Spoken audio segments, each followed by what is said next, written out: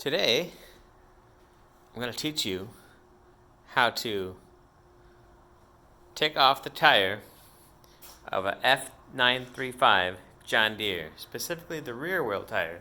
So I don't think the front one needs this. But you'll need what's called a snap ring pliers.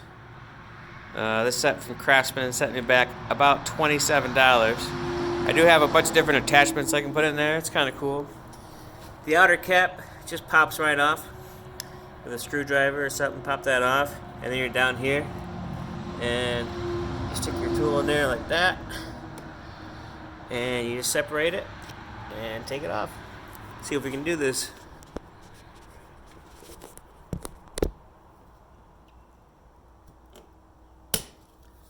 There you go, just like that.